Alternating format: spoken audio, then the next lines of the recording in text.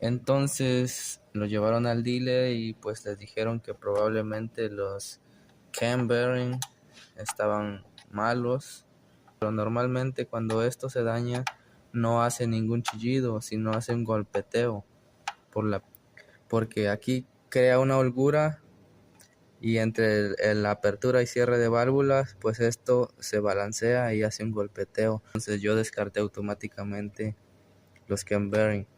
Y